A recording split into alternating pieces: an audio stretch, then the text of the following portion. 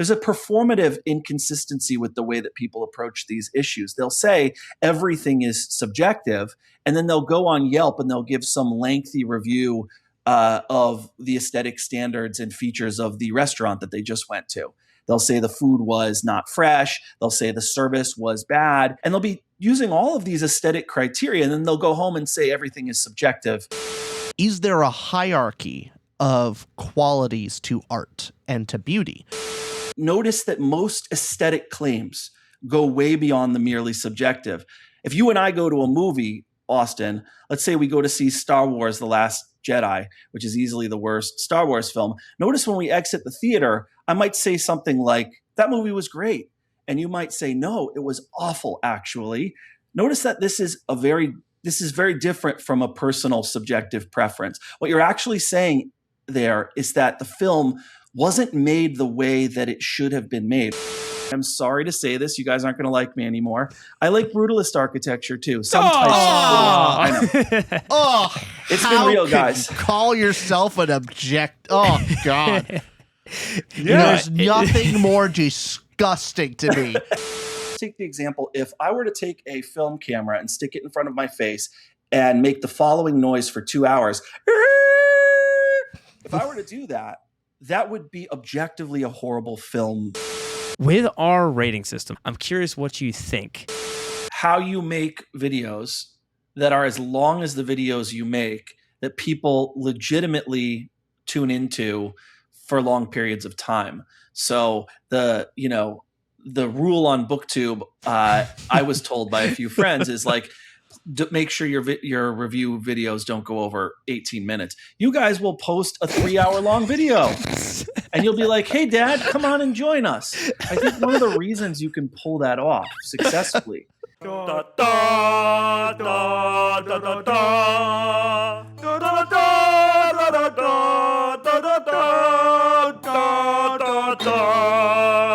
Welcome back. My name is Austin. My name is Richard. We're Two to Ramble. We're here with an exciting collaboration we have. We're talking with Jordan iWizard on YouTube. You could check him in the description down below for all of his links there. He is an English and philosophy high school teacher, also big fantasy reader, all of the things. And why this conversation is going to be fascinating for Rich and I is you're reading books and everybody has their own rating systems and is giving book this star or this thing, and we really bring it down to the numbers, especially with our rating system here. But Jordan here, he is on the side of books can be objectively better than other books, and I'll let him explain for himself. But you often run into the people in the book space. It's very easy to say, hey, art is subjective. We all have our own experiences and we consume art. You can't say one thing's better than the other. Beauty is very in common. the eye of the beholder. It's all just whatever. There is no real best art. There is no objective truth to it.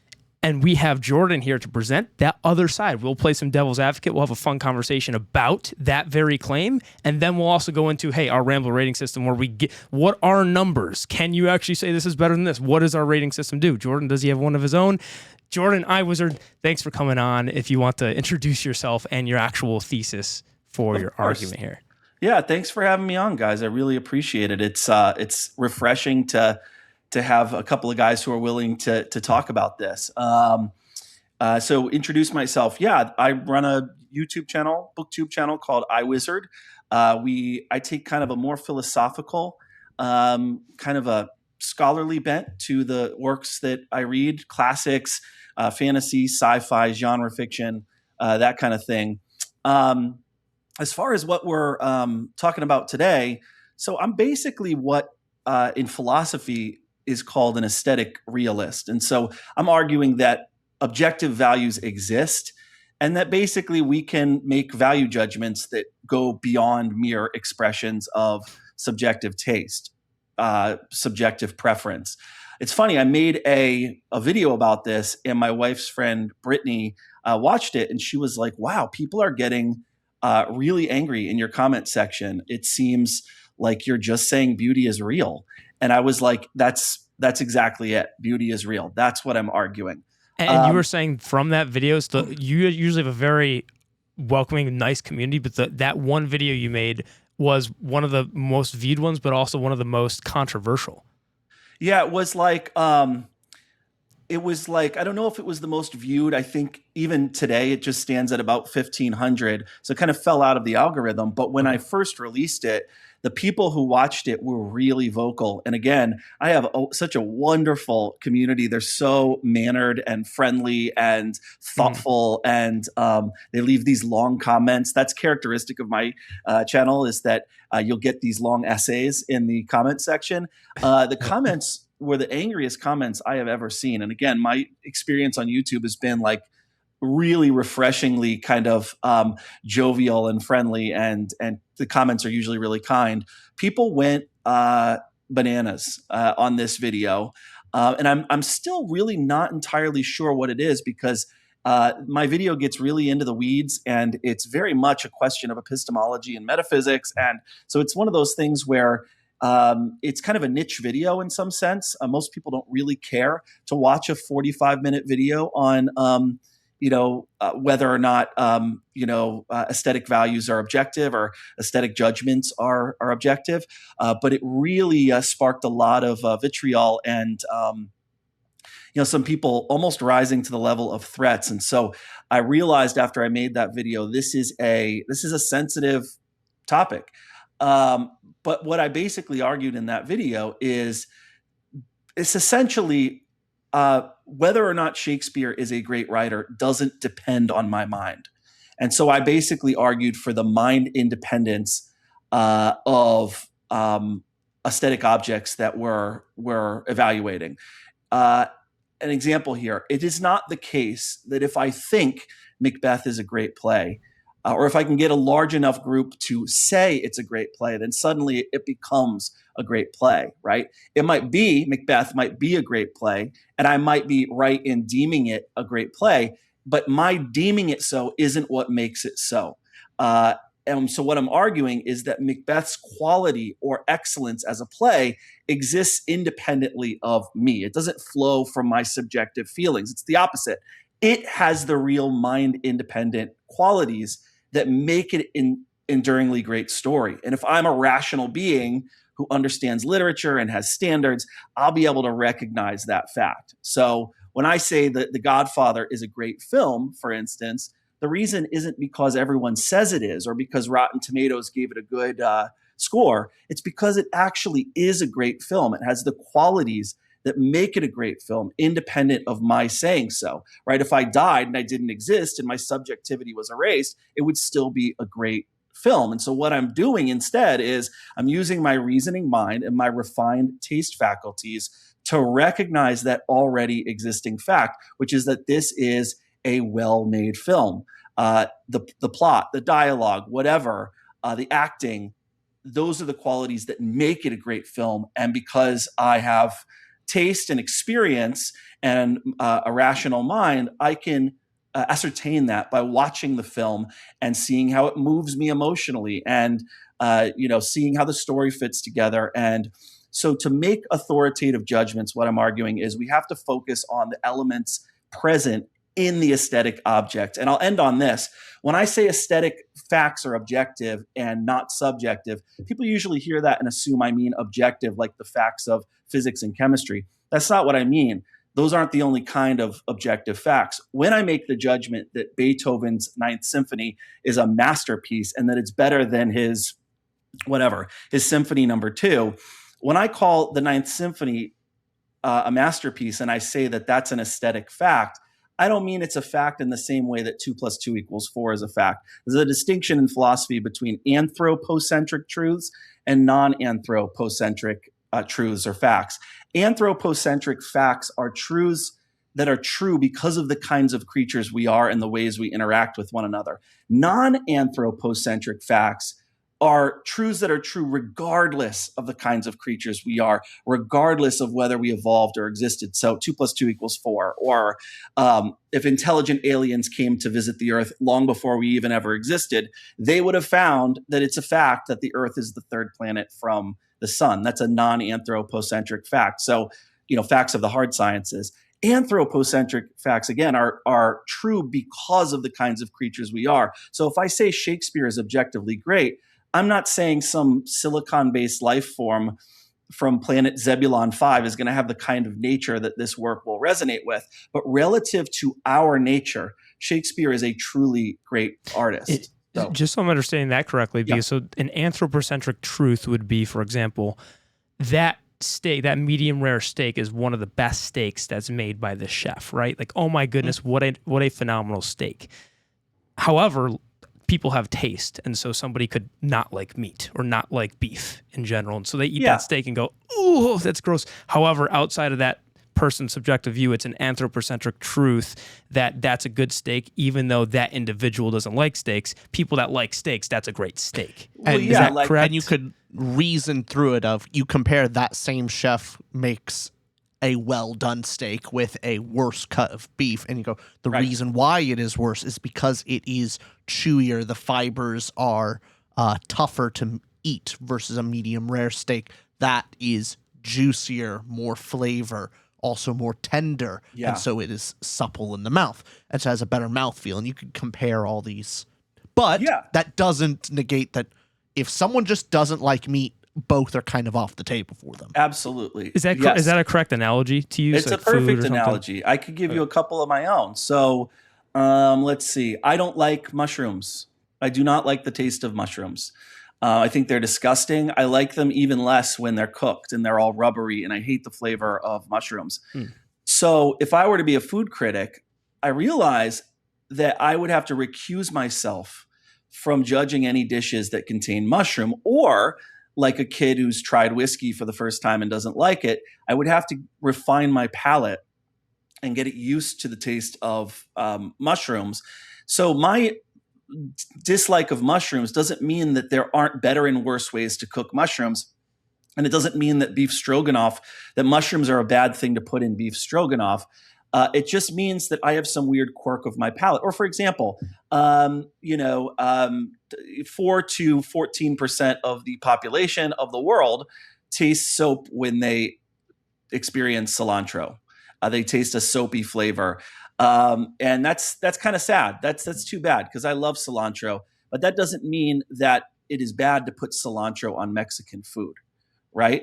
And so, a kid being born with 9 fingers and 9 toes does not mean that humans don't come standard with 10 fingers and 10 toes, right?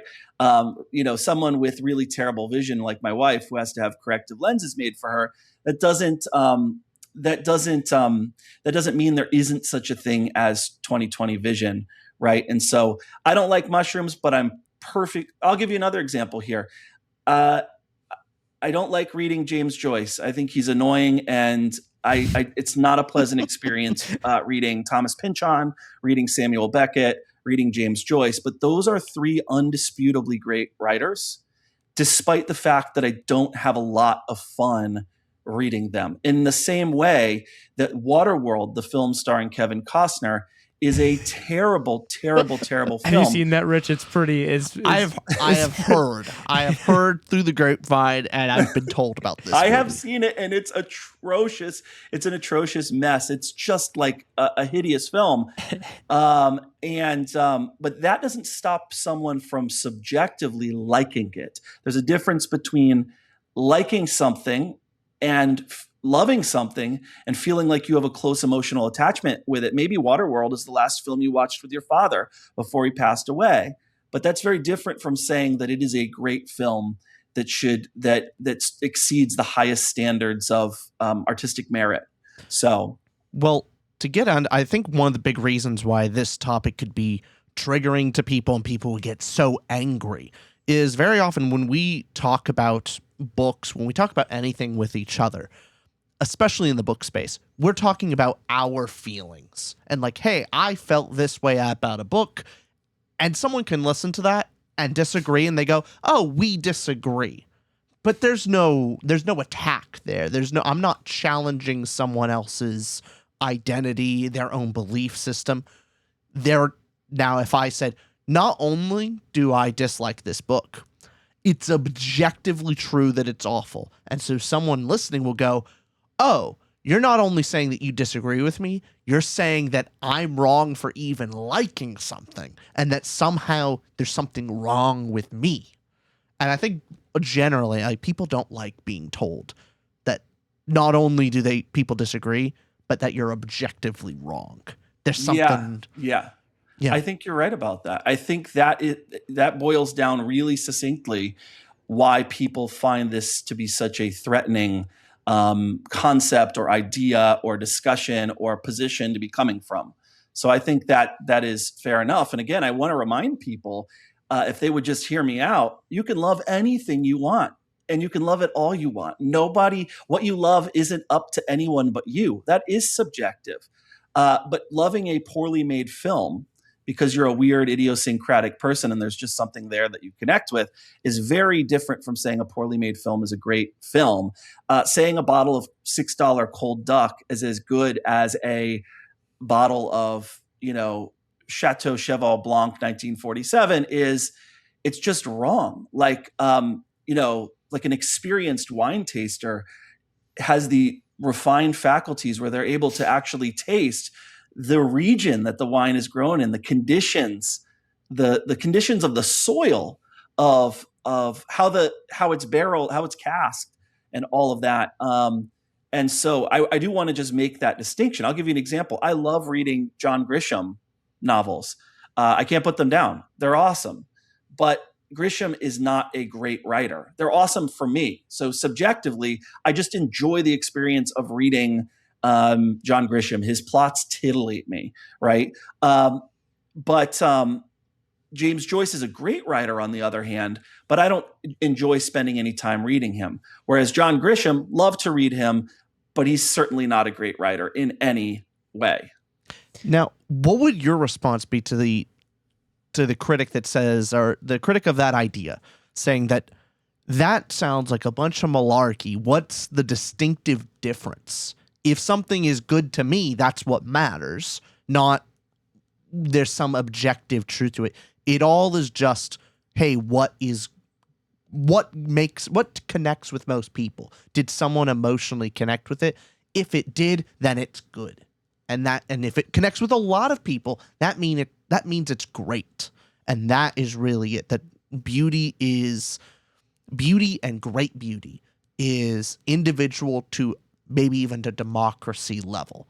That maybe an individual can find something beautiful, but if enough people find it beautiful, that makes it great. I would say that the big difference here is that it just isn't a coherent worldview to say, and I know, again, this is probably what triggers people, but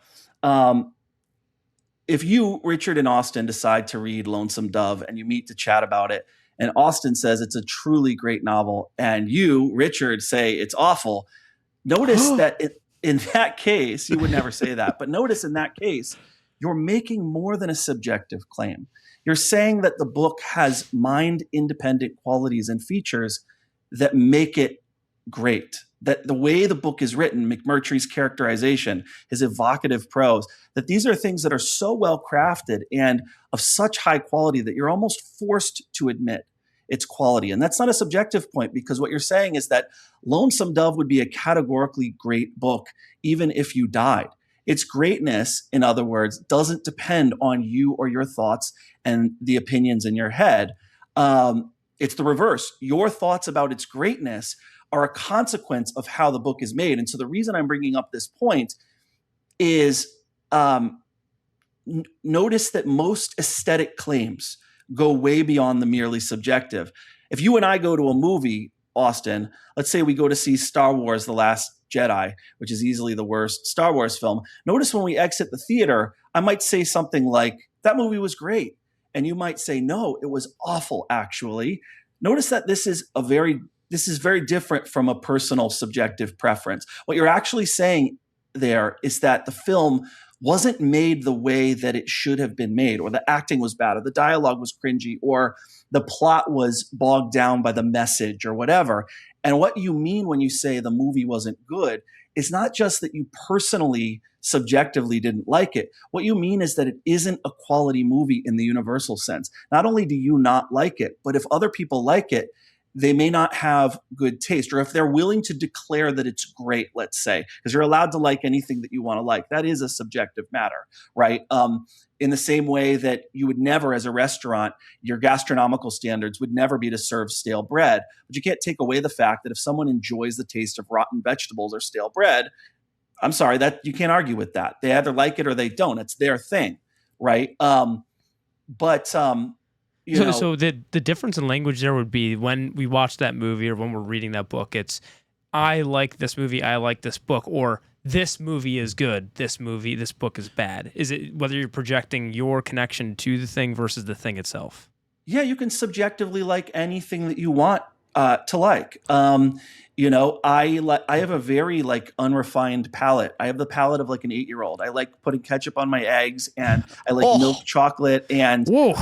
but I'm not going to serve that at a Michelin 5-star restaurant, right? And so with that Star Wars film, what you're saying is that it's possible that if someone thinks that that is a great film and that it's well made and that it has the qualities that almost force you to say it's a great film, maybe they're not thinking clearly about what it is that makes Star Wars films worthy of praise and worth watching. And so what you'll then do is you'll try to convince them. And the way that you'll do that is by pointing to the formal features of the film. You'll say the plot is incoherent, the pacing is off, the characters are flat. And so what you're really saying is that the film has formal qualities, real features that are not subjective, but that are built into the film that make it a failure, that makes it not work for people who are the phylogenetic type of creatures that we are. It's a film that doesn't square with our nature. It's not going to be remembered in 100 years, and it's not just arbitrarily not going to be remembered.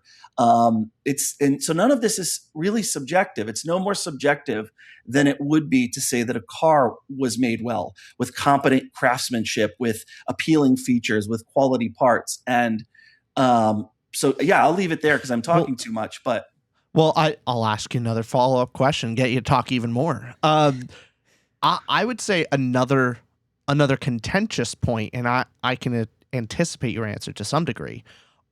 Is there a hierarchy of qualities to art and to beauty?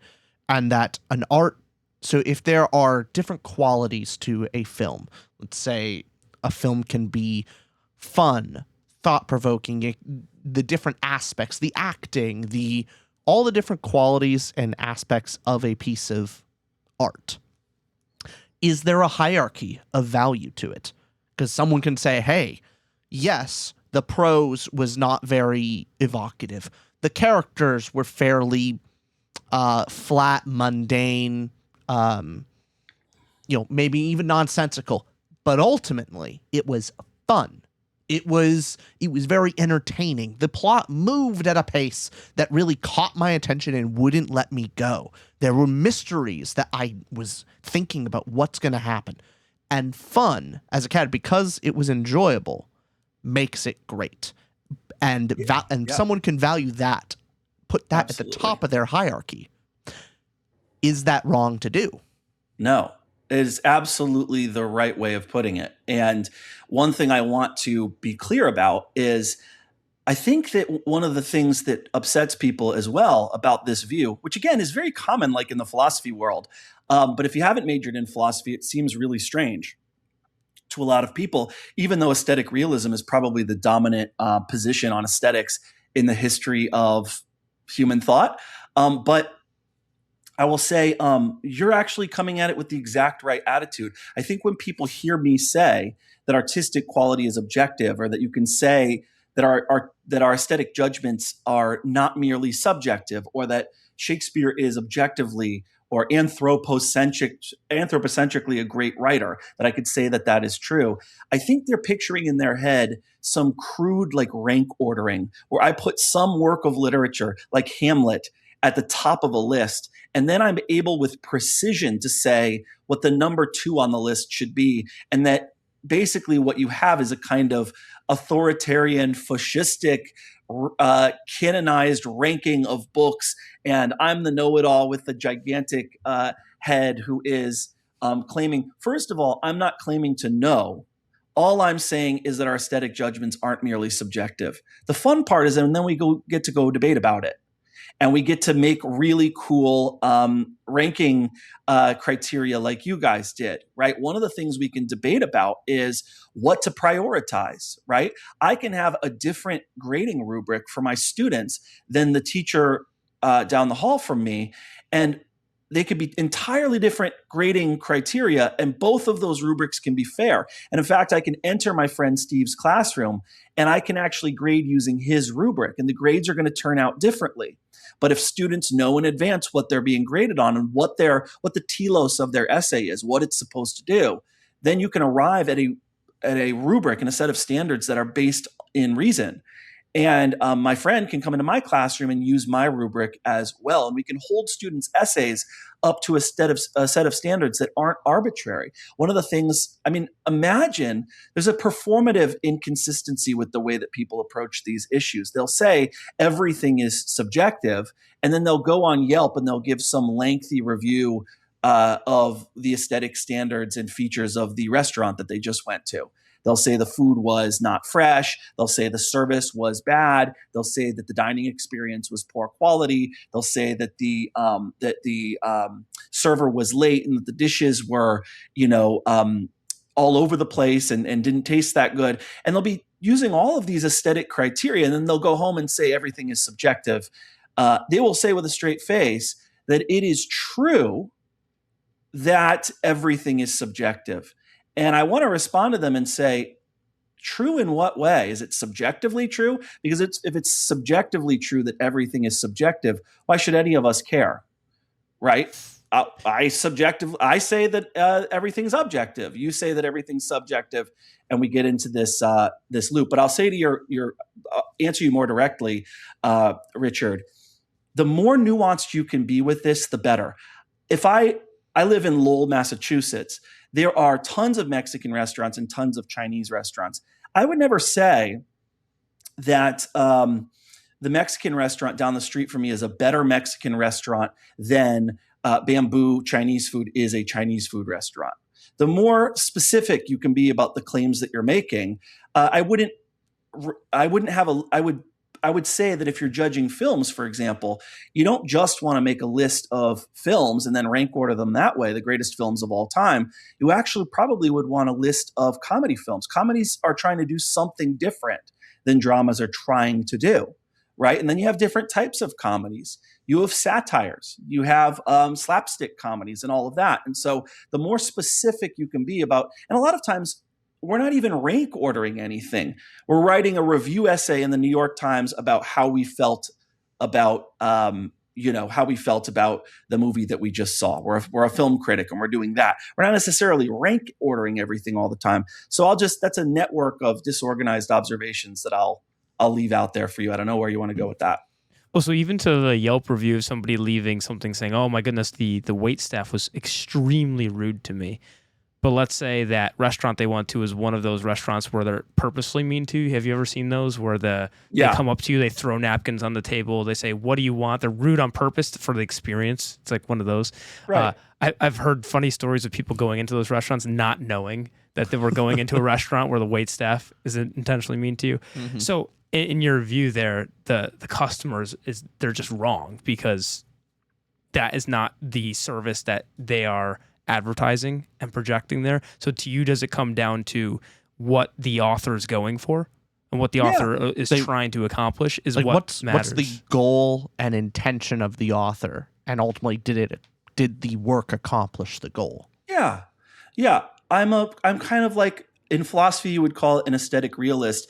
In like literary criticism and art criticism, you would call my view, I'm a moderate formalist, meaning that I think art objects have both formal, so independent, and non-formal, dependent aesthetic properties. So the formal people, the formal aesthetic properties, those are people like Oscar Wilde who think that the way you should judge art is purely sensory. Everything is self-contained. All of the qualities that are inherent in the object, that's all you really have to work with. So if you're reading a novel, it would be inappropriate if you only believed in formal properties, aesthetic properties. It would be considered inappropriate to consider history or politics or context or the author's intentions, right? But I'm someone who believes there are also non-formal, dependent properties that are more relational and representational. And so you do need knowledge of historical context. And you do sometimes need to know about the identity of the author. I'm not a death of the author person, right? Sometimes in order to appreciate the work best, you do need to. I'll give you an example of this. Consider a painting like Da Vinci's Salvator Mundi, right? This is a painting of Jesus giving a benediction with one hand, and he's holding a crystal in the other hand. And sure, it's a great painting in its own right. And someone like Harold Bloom or Oscar Wilde someone who's like a strict hardline aesthetic formalist could judge this as a profoundly beautiful painting on its own right. These are the art for art's sake people, right? So you could look at it purely for its aesthetics, its independent properties. You could talk about the brushstrokes and the arrangements of lines and the light and the use of color and all of that and the shapes.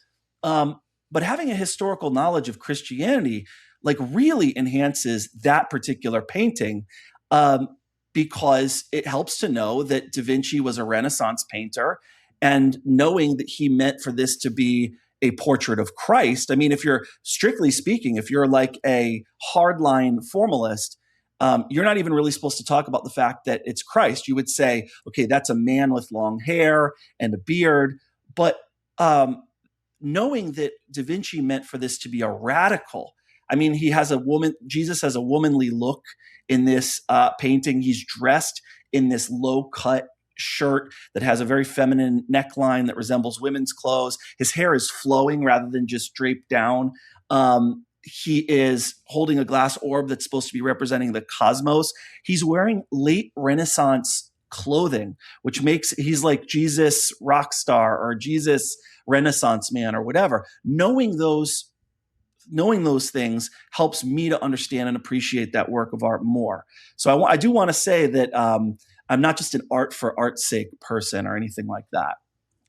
Well, getting into kind of, at least where I have a standpoint on art is I see most, for the most part, art is an expression from the author. It is a conversation. And just like how the objective of conversation is to be understood, it's the same thing with art. And that's the reason why I generally don't like a lot of modern art is how I see one of the features of modern art is it requires an essay to appreciate the intention of the artist. Right. And that there's no way to gain any semblance for some of the different arts. I'll give an example of, I can't even remember this darn artist, but there's context of there's a blank canvas with a black square in the middle, and it was put up in the corner of this artist's studio when he does these art exhibits. You look at it, you go, okay, great, black square and big white canvas. Absolutely nothing. However, if you read the essay about it, it's every time in this studio he puts a picture depicting like his kind of view of the cosmos and his view on faith, religion, all this stuff. And that this painting at that time was that, God, the white is surrounding the universe, but makes the universe feel small. But again, big, long essay of explaining Right. why they think the way they do. And in all honesty, you take away the art and I lose nothing of value. It's the essay. That's all that was value. Like, okay, that person's thoughts. There's no take away the art and I lose nothing. That is my biggest problem. And like, ultimately art is to express something, to evoke an emotion, an idea, something. And even if you can't get all the information from the art itself and you have to go to the artist's intentions and find more context, you can get something. Bring up the painting you just brought up. All of the details of Jesus, like that can be investigated through the art itself. And you can get a feeling of, oh, this this man, maybe I don't know it's Jesus, is the low neckline. What does this mean of him being more a mix of masculine and feminine? All of these details can be found in the art itself. If I have to read an essay to even slightly appreciate your art failed.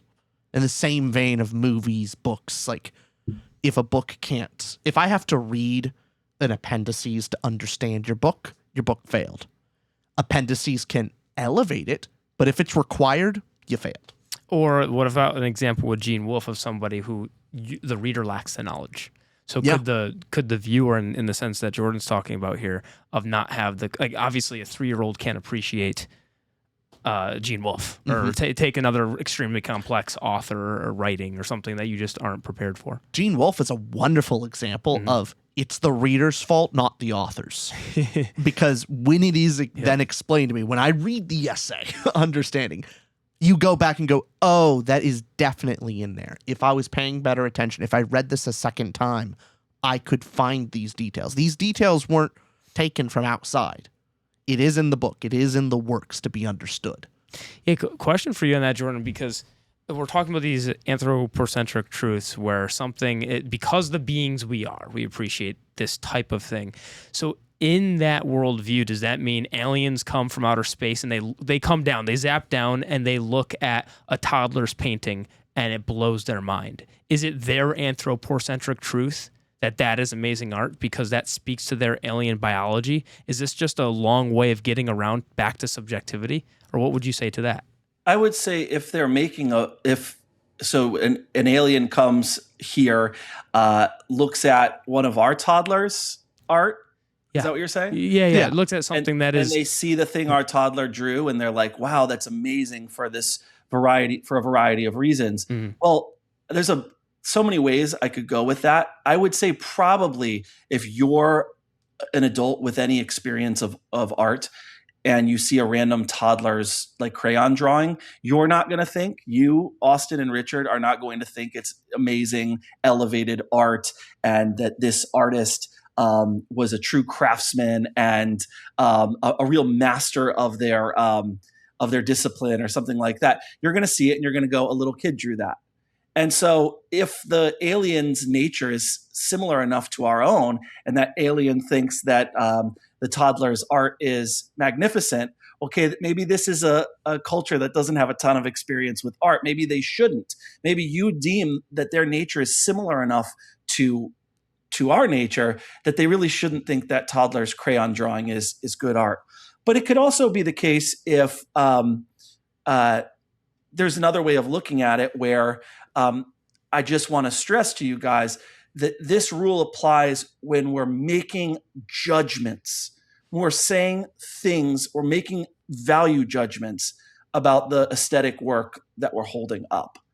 And those value judgments, to the extent that they're true or false, are anthropocentric in nature, meaning they're true because of the kinds of creatures we are. So a great work of art will square with our experience. Aesthetic truths depend on the shared features of human psychology, perception, emotion, cognition. It means given what we are, certain forms reliably work and others don't necessarily on us. For example, symmetry.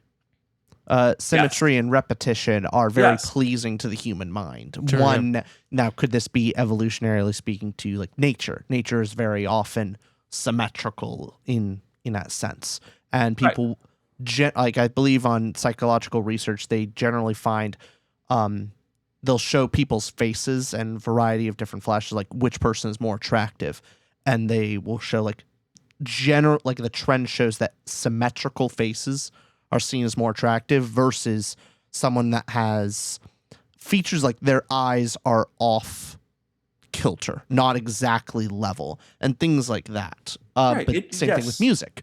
The chorus is always the most pleasing because it is, and it can be anticipated, is repetitive, and you feel like because people like to predict. There's not a pathos, there's catharsis in being able to predict what comes next in a song, and that's often the chorus. Right. And so those are the patterns of art that is generally pleasing to people. Yes. Infants respond to symmetry and rhythm, narrative arc, harmony, symmetry, tension, stress and release. These are things that map on to universal features of our experience as human beings. We can predict that certain narrative structures will be compelling before anyone reports liking them, right? So I'll give you an example. My wife and I wrote a fantasy novel, and one of the people we submitted it to was Matt Bialer. And Matt Bialer said, this is good but not great. And he gave us all these notes and said, please resubmit. So then we resubmitted, and we just got this back. Once again, about 2 weeks ago, he sent us an email saying, it's definitely better. I can see the improvements you've made. But the biggest problem with your book is that it doesn't get really interesting until about 150 pages in. And no editor is going to wait that long for your book to get good. And he's just like, I'm telling you, I can't sell it. He knows he can't sell it because there's an actual problem with my book. And his judgment about my book wasn't arbitrary. It wasn't arbitrary at all. He knows for a fact he can't sell it. And I am confident that he's right about that. Well, yeah, you're talking about these different narrative arcs too. What is your view on different cultures of having different views of art, for example, where the East, or in Japan specifically, has a different narrative structure to some of their art? For example, they have what's called Kisho Tenketsu, which is a different narrative structure than the West, which generally has, other cultures too, just the 3-arc structure, the 3-act structure of Act 1, then you have your inciting incident in Act 1, and et cetera, et cetera. But then in Kisho Tenketsu, the endings are very different. And there is if you ever watched Ghibli films, a lot of those films are based on Kisho Tenketsu narrative arcs.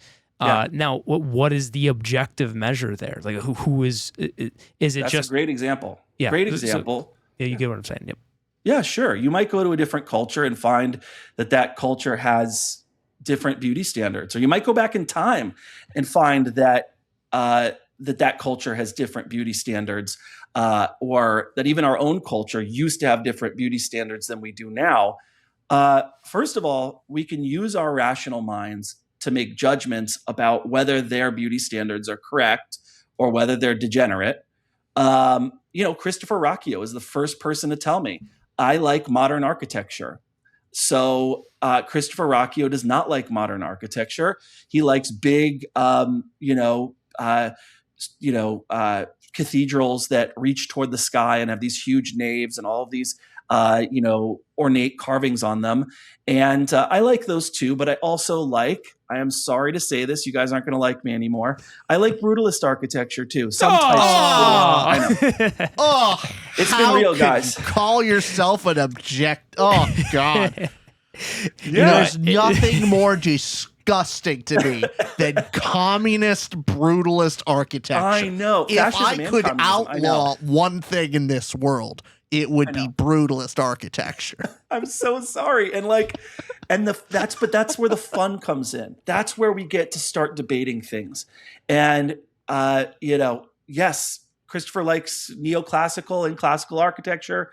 I like all of that stuff, but I also like modernist architecture, where the form is the function and there's no wasted space and all of that. I really like architecture. But yeah, if I were to buy a house and I had more money than I do, I would buy a Frank Lloyd Wright-esque, falling water house sort of modernist living situation. I would buy that. Christopher disagrees with me on that. And so we get to debate about that. And that's where the fun comes in, right? There are certain things that are not my cup of tea, but if I'm at least willing to see that thing as a certain kind of art form, which Christopher could do if he was to be so generous, deign to at least have a discussion with me about modern architecture. If it's something that I see as art that activates the senses, then we can talk about the aesthetic standards we should hold that art form up to, right? And so, I don't see any. And again, one thing I want to stress too is that there's in the philosophy of aesthetics, there is there's a whole kind of like people say that one of the main objections to my theory is that, well, what if people disagree? What if people disagree with each other? And this is called the appeal to disagreement. The mere fact that two people disagree about something doesn't mean that one of them isn't right. So the fact, you often land on this with people who are subjectivists or relativists. They'll say, okay, well, this culture likes this one thing and this other culture likes this other thing. So you can see there that art is subjective. Not so fast, right? The mere fact that the, North and South in the United States disagreed about the issue of slavery didn't mean that one of them wasn't right. And so this applies to morality. This applies to aesthetics. Anyhow. So with that, are you then saying with the 3-act structure of Kisho Tenkatsu, one is more right between the narrative structures? Like, no, they can both be right. They can both be right.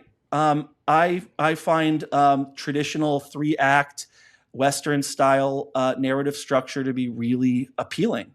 It's okay for something to be a different art form. They can have their own awards, right? Or there's more than one way to skin a cat, right? Our own political system in the United States is a fusion on purpose. The founders designed it this way to be a fusion of monarchy and democracy and aristocracy. And so we have democratic elements, we have aristocratic elements with the House and the Senate, and we have a monarchical element. And all of these three different, this goes back to Plato's cycle of regimes, but these three different styles of governance place checks on one another, right? There is such a thing as the tyranny of democracy. There are ways in which you can organize a democracy that are unbelievably anarcho-tyrannical. And there are flaws with monarchy, is what my point is. Going back to aesthetics is two things can be true at once. Yeah, my question is when let's say a new narrative structure emerges that, it's not what we've already mentioned, a new one is there. How do we determine that is good other than people enjoying it? Like, what is how do you analyze the new structure and say, oh, that new structure is objectively good, has this anthropocentric thing that is correct, that we just haven't discovered it yet? Let's say it's a narrative structure that appears 50 years from now that people happen to latch onto. It's a new thing that people love. How do we determine, outside of your opinion or my opinion, what is the truth we can get at with that new narrative structure? Yeah, well, assuming that that's possible at this point to Sure.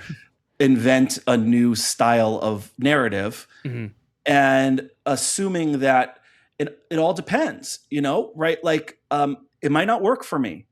And I'm going to wield my best arguments. This is where reason comes into play. Some people make the mistake of saying that because we are necessarily subjective beings, meaning we're sensory beings, meaning that everything that we evaluate in and through our sense faculties, right? This is, in philosophy, they call the opposite view naive realism, the belief that you can escape from your skin and see things outside of your own narrow subjectivity.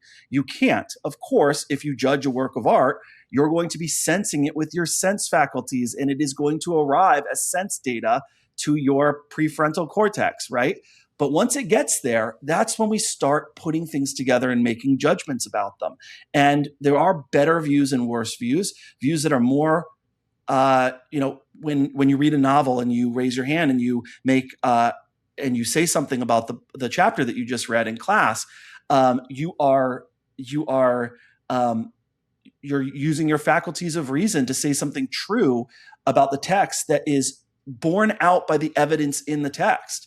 So I don't know what this new narrative style is, but if it is emotionally resonant, if it works, if it gives me all the feels, and it reaches a level for me of profundity and awe, or let's say it's a comedy, and I'm laughing nonstop, and it's heartwarming, and it uplifts the human spirit, then we get to start our own little cottage industry of criticism, discussion. It's what you and I do every day with this kind of thing. So, yeah. Yeah, so it boils down to a lot of the verbiage here. People that are watching still, please comment down below what you think your views on this, because the verbiage comes down to that word objective, that anthropocentric truth you're talking about, and how you can determine the quality of something. Because I think for a viewer, it might be easier to determine, okay, when you're using the example of Godfather versus The Room by Tommy Wiseau, or whatever the director's name is, by Wiseau, it's very easy.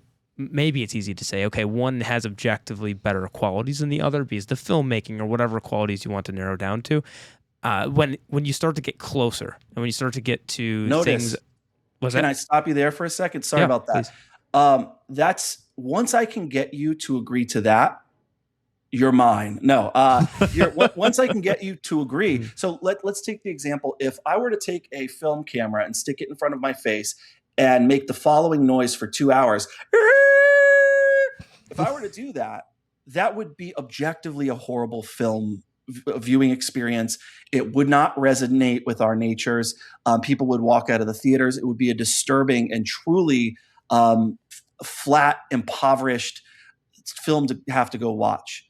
That is an objectively worse film than The Godfather. Once I can get you to admit that, then what you're really saying, basically is that it's just difficult now, and that the debates have to get more nuanced, and we have to make new rubrics, and our categorizations have to get more precise, and we have to use more precise language. Because again, and I know we talked about this before, Austin, if art or literature were merely a subjective matter, it would be utterly pointless to debate about it. If aesthetic judgments are purely subjective, if when you say that X is beautiful, what you're really just saying is I like X, then all disagreement collapses into just mere differences of taste. There's nothing to argue about, just reports of inner qualia, of inner states. And yet people do debate art seriously. Critics revise their judgments.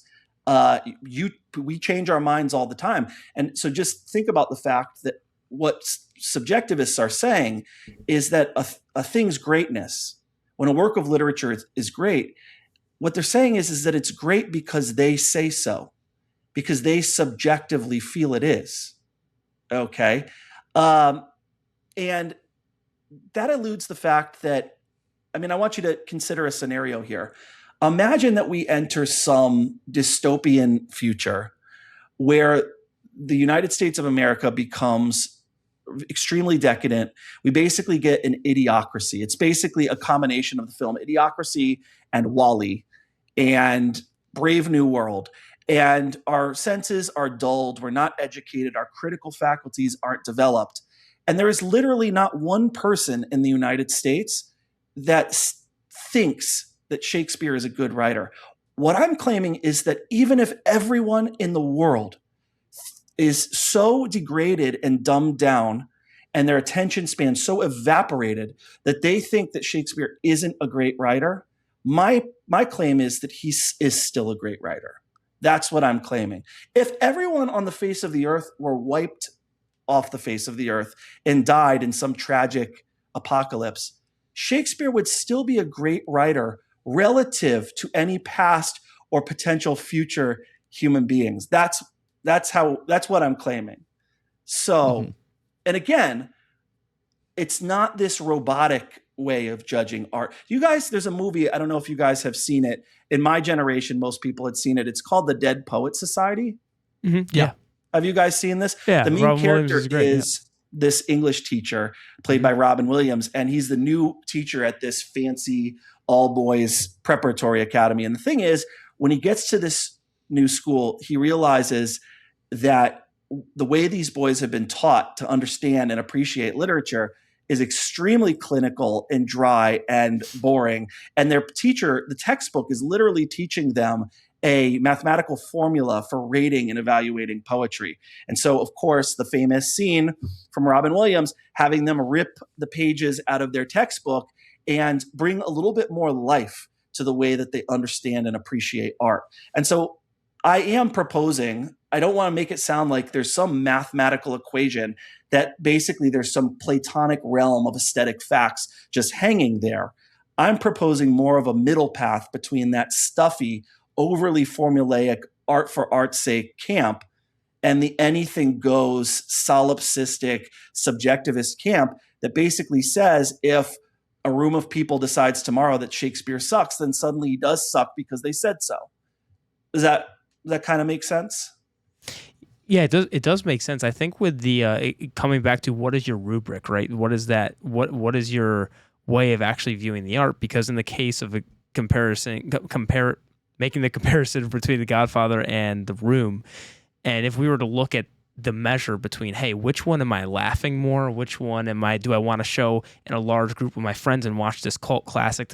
I'm going to pick The Room. Maybe on a rubric of, the 5 best, the 5 funniest movies, or like if you rank all the funniest movies, ranking them all, The Room would go higher than The Godfather. Sure. So I could say maybe anthropocentrically, we could say, hey, The Room is objectively funnier, right? Or if we can make that arguments back and forth, like, hey, that one's or is it really just boiling down to micro specific tools used by artists? Because, for example, when we're talking about The Godfather, we are saying, look at the plot structure of this movie. Look at the cultural impact. Look at how it was filmed. We can go to technical parts about it. The shot composition can express an idea without the actors telling you, and being able to visually get a message across, and to be able to take away, so you don't need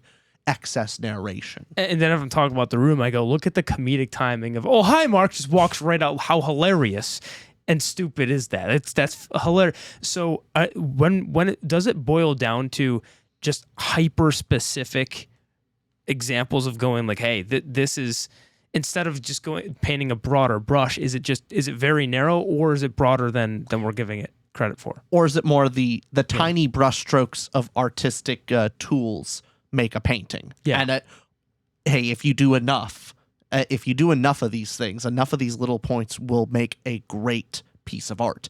If you miss too many of them, it's probably bad. And even if you can point to one great brushstroke on a very awful painting, you'd be like, you know what? That one little thing, that was expertly done. But I can't forget about the rest of this god-awful painting. Yeah, I think you're right about that. I think that there's play within the joints. There are these criteria. We do, and authors know that. I know, because one of our tendencies as writers is to get a little bit lost in our stories and not keep the plot moving. There are certain things that you have to do that you may not want to do to your characters to keep the plot moving. You've got to throw obstacles in your way. And that may feel at times like it's a little bit contrived or forced or something like that. But you kind of know that you have to do that because there is a rubric.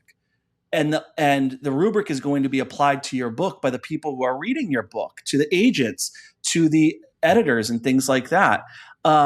But there's also play within the joints. Harold Bloom famously said in the Western canon that one of the things that makes for a great author is that author's idiosyncratic strangeness. And the way he defined that was a mode of originality that so assimilates us that we cease to see it as strange. And what he was talking about there is, I don't know, take someone like Cormac McCarthy. You can take one sentence out of a Cormac McCarthy novel, post it as a tweet, and everyone will know it's Cormac McCarthy. And that wasn't on the rubric. Maybe prose is on the rubric, but he's doing something special. He really and truly has a voice, right? So his terse, rugged, manly, Faulknerian prose is something that is totally idiosyncratic and original. And I think Jordan likes our grading rubric is what I'm getting. That's what I'm hearing as he's talking. Yeah. But yeah, like I really like the point that you make about comedies and stuff like that. Let me give you an example of how things can get a little bit more nuanced. So take a film like Step Brothers. If I went to school and I put Step Brothers on for my students, they would laugh their asses off. And they would laugh the entire time until the moment that the bell rang and they had to leave. I do teach a film class with my colleague Steve. It's called Philosophy Through Film. And we show the students philosophical films. And one year we showed them Dr. Strangelove, and by Stanley Kubrick, and none of them got it. And partially the reason that none of them got it isn't because the film isn't funny. It's a great satire, but it's because they lacked the experiential data that they needed in order to find the jokes funny. So that film's funniness depends on a few things, right? It depends on, there are other films like this as well. Or God, think of literature. Take a book like Gulliver's Travels. If you haven't studied that period that Swift is writing about, and you're not haven't been introduced to these Enlightenment paradigms, you're not going to really understand the jokes, the satire in Gulliver's Travels, right? So there is the fact that my students. Let me give you another example from comedy. So if Gen Z kids were to go out and see, pick a comedian, Nate Bargatze, they might not find him that funny. Millennials and Gen Xers and Boomers find Nate Bargatze to be hilarious. Well, let me ask you guys, why is that? I don't know who Nate Bargatze is. So He's like he is comic. he makes has dad some jokes, dry he makes comedy. jokes, about living in the suburbs, his wife, his kids. It's very clean. Yeah, he's super clean, and he has this. You've seen the SNL skit where it's George Washington talking about like random things, and he goes, "Oh yeah, hey, I dream of a day where we will." I don't know. I can't even think of one of the bits, but he's saying something ridiculous about English language. It's like, hey, why we drive in the parkway but park in the driveway. We're gonna do that, and then you've seen that. Yeah. Okay, that's Nate Bargatze. That's Nate Bargatze. Yeah. Well, a lot of young people, Gen Zers, aren't going to find him that funny because they aren't parents yet, and they're not married, and they don't have jobs, and that sort of thing. And that doesn't mean that Nate Bargatze isn't funny. It just means that they're lacking the experiential data. They haven't, the things that he's joking about, they're lacking context, right? So if you take the comedy Dick, starring Kevin Kline, it's a comedy that's all about Watergate and Richard Nixon, and you won't find that funny if you don't know anything about Richard Nixon. So yeah, like you could, I think again, the more nuanced, the better. You could make several different rankings if we want to go back to the rankings. You could make a list of the greatest comedies of all time, and you might say that the greatest comedies of all time are comedies that are more universal, that are timeless, that have a timeless appeal. When I show my students Monty Python and the Holy Grail at the end of the year in Philosophy Through Film, just as a way of sending them off and saying goodbye to them for the summer, they don't find it that funny. What? They don't understand the British humor. They don't know a lot about the medieval period or King Arthur or whatever. They kind of don't get it. They didn't live through that period, right? So in the same way that if I took my students to go see like a Gallagher show, remember Gallagher, the comedian in the 70s who used to just go up on stage and just like smash fruit? He would just like take a sledgehammer and smash watermelons on stage. Those people in the 60s and 70s thought that was so freaking hilarious. My students would just stare at it because there's a different set of inputs they're working with. In some sense, that was a more innocent age. We hadn't seen any. They have TikTok now.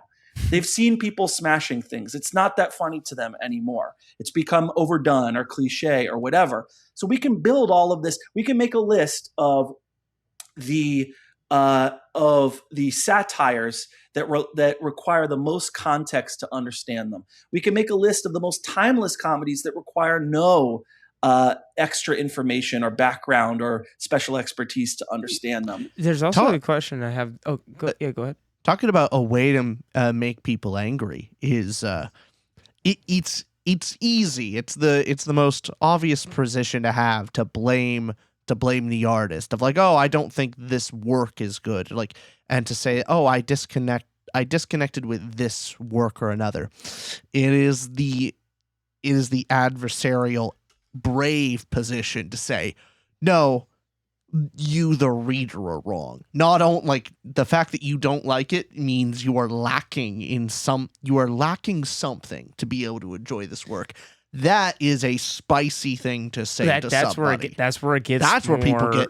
And when people go like, "Oh, you're really pretentious." If someone reads Cormac McCarthy and then says, "I didn't like it," and then they just go, "Too bad you don't understand good literature. You just don't get it."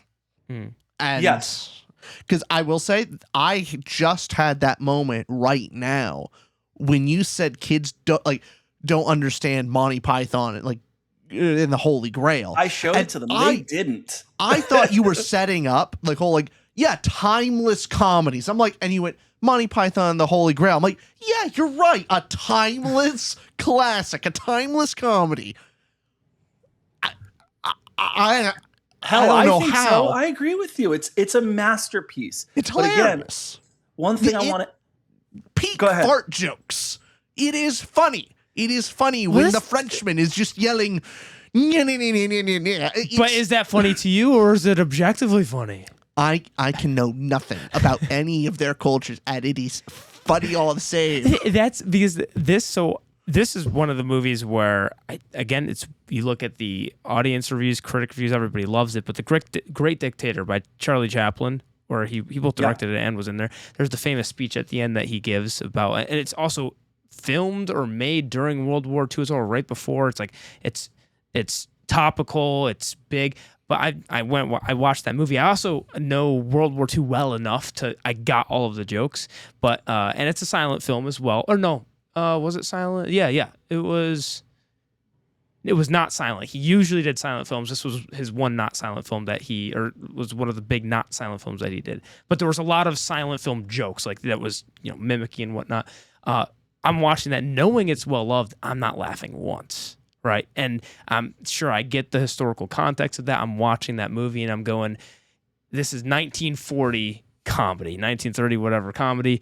And then the question comes to you then, Jordan, of something like that, where even if you do kind of understand it, but the time has passed, how helpful is that for hey, book reviewers giving their review of a book, and you're looking for something, or you're looking up on Rotten Tomatoes, hey, was this movie good? Let me see what the audience thought. The typical audience member that's going to watch some movie isn't thinking through the layers of okay, the shot composition and how good was the prose with Cormac McCarthy, all that. They just want to know, is it be good? Is it be good thing? And by the way, that's me asking that question. I think I've said that several times. And so when somebody's walking in to get something that's actually helpful, is it more helpful to do the simple, hey, what is the audience review?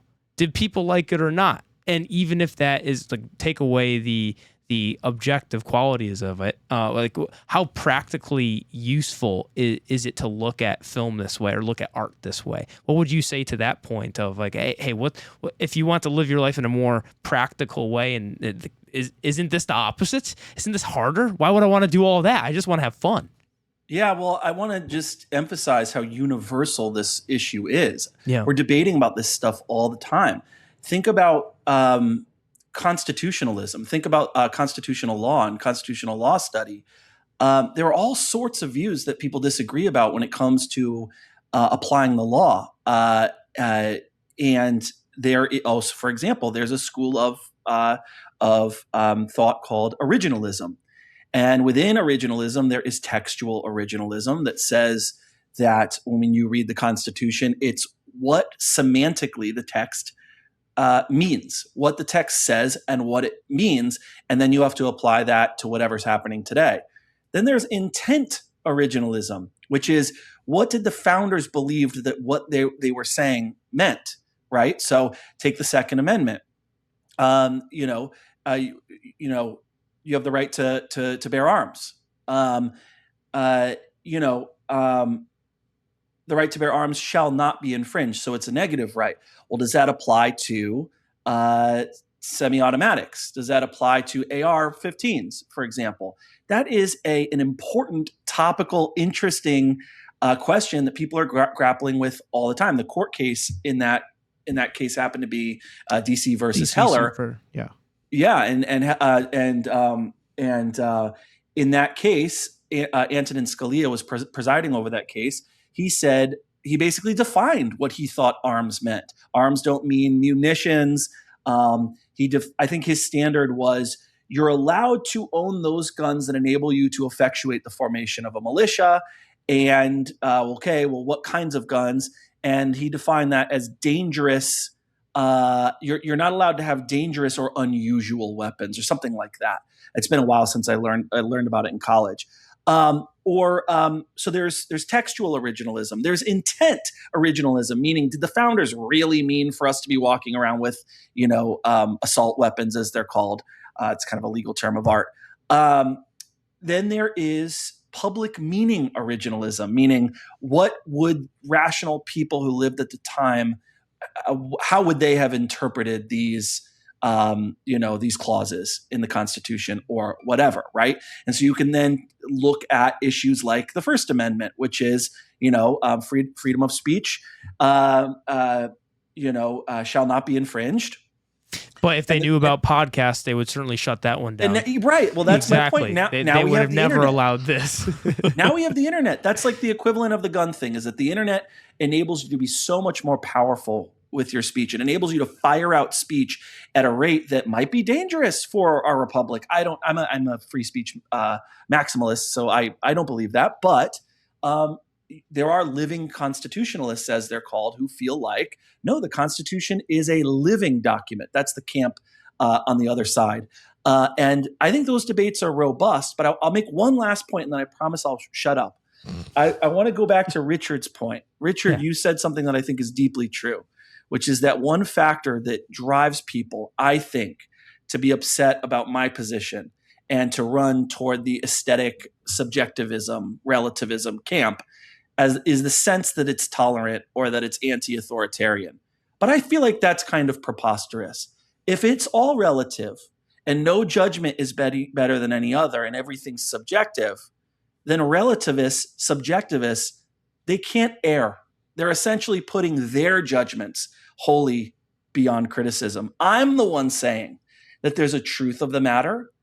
And so only people who think there's a right and wrong in judgment can admit that they might be wrong.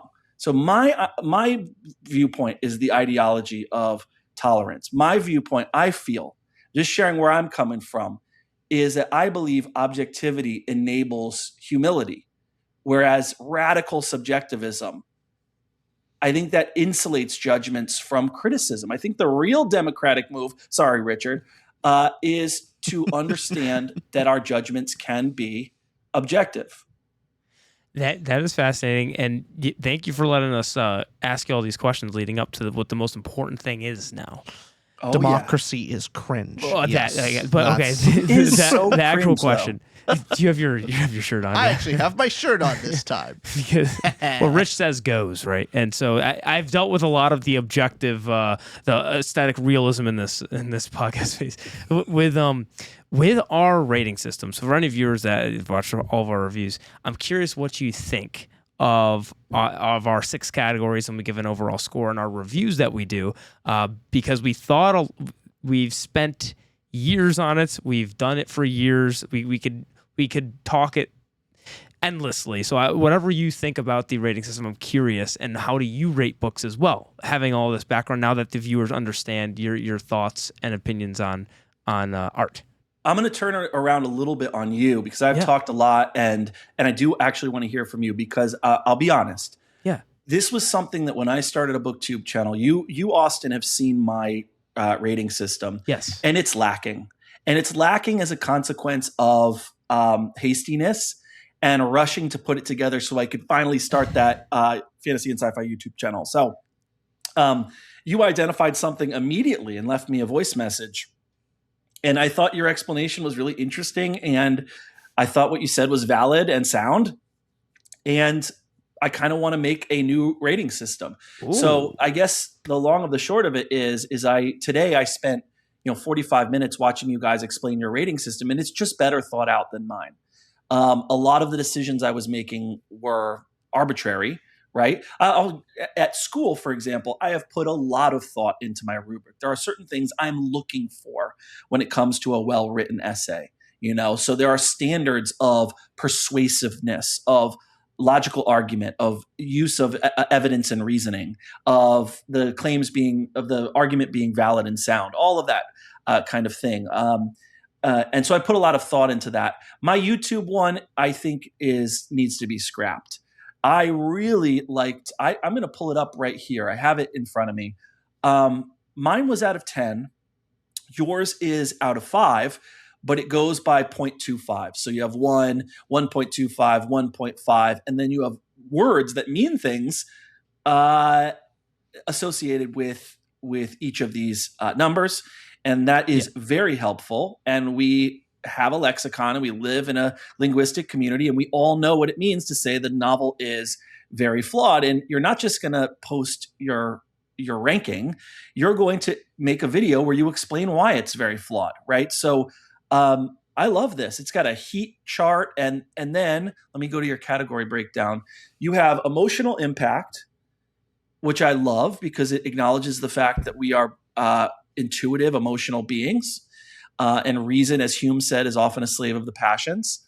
Is and not only be a slave of the passions. You have thought-provoking, the messages, themes, and ideas of a book. That's a category I don't even have. And that's kind of what I was trying to go with originality, and I think thought-provoking is much better. You have characters, obviously. You have plot. I think mine was called story, but essentially the same thing. And you have world building, and you have prose. And so let me ask you a couple of questions. How did you come up with this, number one? And number two, do you ever weight things differently? So for example, in my rubric at school, it matters to me deeply that they've written a thesis statement that is original, that is argumentative, that serves as the kind of the roadmap of the paper. So that's weighted double. And my content, I have a content category for my students' essays. That's weighted double as well. If it's all fluff and there's no substance, you're going to get a bad grade. There's no way of getting out of that. You need evidence, reasoning, explication, analysis, all of that, and that sort of thing. So how did you come up with this? And then start with that. Believe it or not, I think the originator of this, the story of how the Inkling started, was maybe 7 years ago or something. We were out of college, and Rich has this restaurant nearby that we love going to, and we were going to go have a steak there. And just for fun, we were going, well, how do we know it's the best steak, right? Like going back to literally the anthropocentric example of steaks. We were like, how good is this steak actually? Like, okay, if we're going to measure the tastiness, the presentation, we were going through like, what's all the things I would say makes a great steak? And so we just had something we came up with on the car ride there, and we're then judging the steak. We're like, you know what, Rich, this is a 9.2 out of 10 steak, Rich. This is an excellent steak. So that's how like the basic concept started, was more as like a joke and just seeing what it would start at. But then the next layer of it was Rich, me, and our roommates at the time were watching Avatar: The Last Airbender. We're like, oh, what's the best season? What's the best episode? And it was COVID as well at the time. So we were sitting at home. We had movies on cycle that a roommate would pick a movie. If it got a 9 out of 10 or higher on the scale, you got to pick the next movie as well. So you tried to pick a good movie that everybody would like, so you get to keep going. And if we rated it below a 9, if the average of the roommates was below a 9, you're skipped, next person. And so it would get us to pick good movies. It was a fun COVID thing we were doing. And so it started there before we had a channel or anything. It started with films, and we had a bit different we had different categories a little bit, but it was somewhat close. Yeah. But then as Rich and I were reading and developing more, had read more, had seen more things, and honestly, a better palette when it came to books. Because I think our ratings, when I hadn't read as many things, when my good was always floored, and I was always, amazed by very good books, but ultimately I hadn't read enough to really make good judgment calls. Yeah, so when we were coming up with the actual categories, how we look at when we're giving a book something now, and like, what does somebody mean when they give a book any number? Because you see it all the time on every rating site, 4-star, 5-star, 9 out of 10, whatever. first off, what does that mean when somebody gives it that? And so we explain the document you're looking at. I'm not sure if that's up to date because on the website we're working on, we have like an explanation for why we do every single thing we do on the rating sheet as well, which that's, I can send you that privately as well. I have that. Oh, awesome. Yeah, you have the explanation too. Perfect. So we must have posted that. Perfect. So when we were saying what is somebody when giving a score to a book, to a film, to anything, what do they actually mean? And I kid you not, Jordan, the way we came up with this then is, I want to say Rich and I had several like days long conversations about adjusting and fixing the ratings until we got it to perfected of how we wanted it. So it just came through, I want to say, years of refining it, and then days and days of just keep not stopping until we figured out like this is actually what we want to do. But when a score is given out of 5 or out of 10, we then look, what does that mean? And we tried to find what categories cover every single aspect that somebody would mean when they give a book something. So we believe that the 6 categories that we have covers everything you could possibly attribute to when you feel a certain way toward a book. And so we're covering all the bases and needing to make them, the key thing is two parts here. One, making them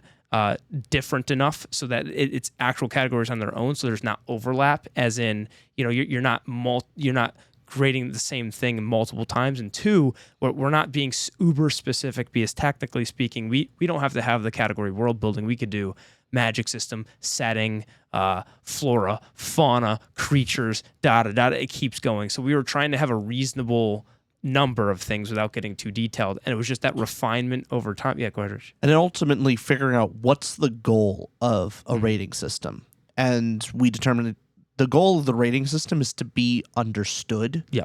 And for people to understand what we mean. Because very often in the early times when we were rating things and when it was on a 10-point scale, we didn't have words associated with numbers.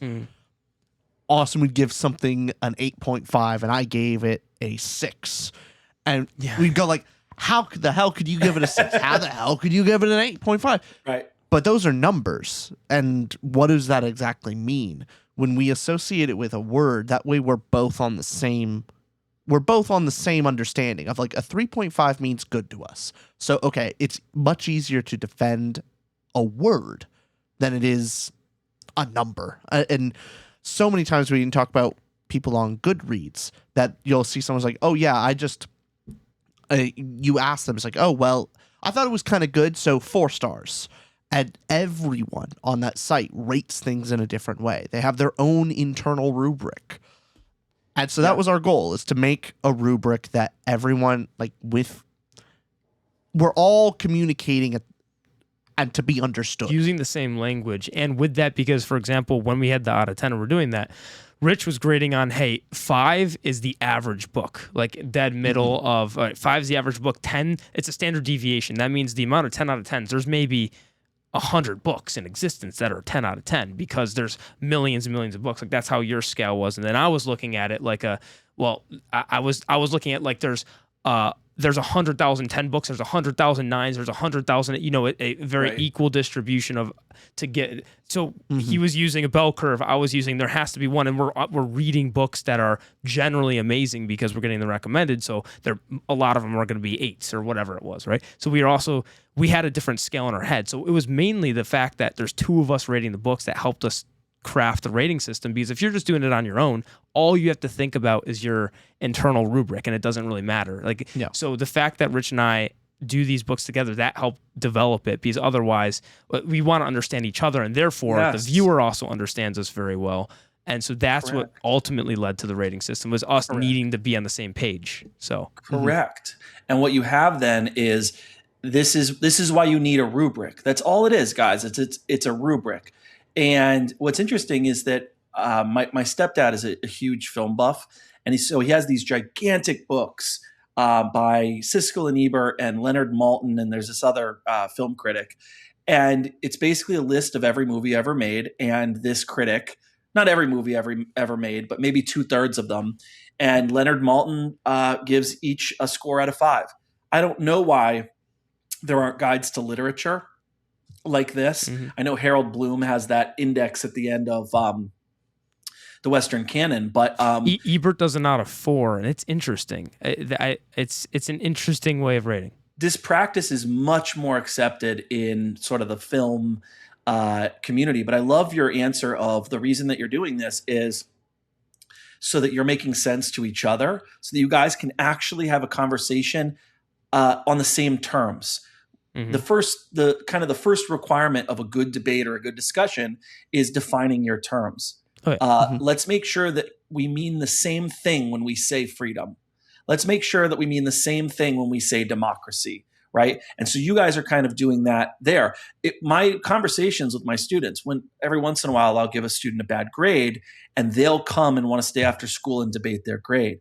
It makes it much easier to do that when I have a rubric, right? And I can just point to the rubric and I can point to the essay and say, see what you did here? That runs afoul of this standard, right? And that conversation becomes much more intelligible. And so I see that partly as what you guys are doing. Is it also to keep your discipline as a reviewer, as a reader? Is there a way in which you're not trying to let subjectivity and emotion run away with things, and you're trying to actually keep yourself honest with that ranking system, so that you're kind of bound to a code or a rubric or something like that? Yeah, certainly. It though built into it, and to answer one of your questions, there was, are things weighted differently? Are they weighted the same? And after a discussion with Bookborn, we determined that depending on the book, each category would hold a different weight. So that's why it used to be our overall score was the average of all categories, equally weighted. But that doesn't make sense for every book. Sometimes a book's goal is going toward making you laugh. And so emotional impact is more important for that book and should be factored in. Other times it's the thought-provoking nature of it. So, or a world-building book. The book is supposed to immerse you. Maybe the characters and the plot are not as interesting, but it wasn't going for that. So that's why our overall score is probably the most subjective of all of the ratings. It's generally combine all of our categories and we weight them individually. What do we overall think this book is? And that really is purely subjective of what word would we ascribe the book. The categories below then will explain our reasoning. Right. And for example, with each category that we use, we have descriptions and words of what is the 5-star, what is the 1-star for each. So when we are talking about thought-provoking, we have me and Rich, we typed it up on the document. Everyone could look in our description below as well of what does it mean to have a thought-provoking book. The short version of it, a 5-star to Rich and I means it's a lifelong impact, as in the themes, ideas explored in this book have, to me, a lifelong impact because it explored them so interestingly, et cetera, et cetera. And then a 1-star for specifically thought-provoking is insulting, right? Of it was trying to make you think something and not just it was bland, but like, oh my goodness, it was that's insulting themes because it's trying to be interesting and it's actually not true. It's not like whatever your opinion would be. But the word you would classify is like if you would use the word insulting to describe the thought-provoking nature of a book. And so even with the categories we go through, there's hey, what is the 5? What is the 1? So we know when we're saying good. Oh, good because it was. It's not 5-star like floored me, as in the lifelong impact's always there. But there's some good interest, whatever term we would use. For example, prose. 5 would be irreplicable prose. Irreplicable, yeah. Irreplicable. Yeah. I'm terrible saying the word. But it's the author's unique identity of this is an author that people will try to replicate their prose. It's a unique identity. In the middle is coherent. It makes sense. It's not really distracting. But that's not particularly bad. And on the other end is incoherent. Well, distracting. It's a distracting prose. And so there is a gradient scale with 2 different words on the ends, with the middle being kind of the transition. Exactly. Yeah. And with that, so we as we were coming up with this, so each scale of what the 5 and 1 is, that's what Rich and I's argument is. Hey, this is what 5-star prose is. When somebody talks about this this is our rubric, yes, but we specifically wanted to make sure we're on the same page of what are we actually judging, because when somebody says, "Hey, these are amazing characters," or "This is a great plot," what do you actually mean? And so we try to boil it down to something that everybody can agree on. So our argument to somebody that would use the scale is, and wanting to invite them in to use it, is for plots. What does somebody actually mean by it's a like 5-star floored me plot versus a 1-star floored me? What we came down to was the agreed upon term of, if it's 5-star, it's would almost change nothing about the plot. Like, that's what we mean by the end of it. Sure, like you could look at the pacing, 3-act structure, like are there plot holes, da da da. But what that ultimately boils down to is the simple thing of, I would change almost nothing, because not change nothing because there's no perfect is that's a whole discussion we have, but is anything perfect? Then on 1-star would be like, I would scrap almost everything, right? So Rich and I took a lot of time just to figure out of what's the actual thing we're talking about, bare bones, to simplify it. But then you can also go into our long description of what we actually mean. But that was the tougher thing about the scale of going, well, what does somebody mean by good prose? What does somebody mean by good characters? And that was a lot of the bulk of making it as well. Do you guys ever find yourself? You said something in your video, in the one that I watched today, about the reason that you have this rubric is to justify how you, something to the degree, I don't want to put words in your mouth, to justify how you felt about the book when you closed it or something like that. And to me, that makes perfect sense, because if I don't know if you've ever read Jonathan Haidt's book, The Righteous Mind, he's an ethical intuitionist. In other words, he basically believes that, well, it's that Hume quote, reason is and ought only to be a slave of the passions.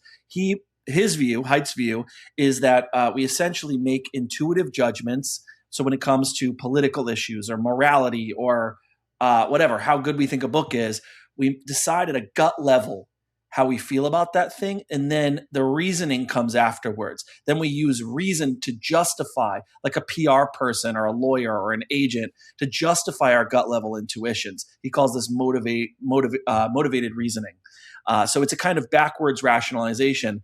And there's nothing really wrong with that. There's a reason why the book had the impact on you that it did. Richard shuts the book and he goes, wow, that plot was utterly captivating. I read that so quickly and I was so immersed and so sucked in and so attached to the fates of the characters. It was so compelling. He closed the book and he had that kind of flash gut level intuition. Now he goes to his rubric and starts to think out why he felt that way. And there's nothing wrong with that. Is that kind of how you guys approach this kind of rubric?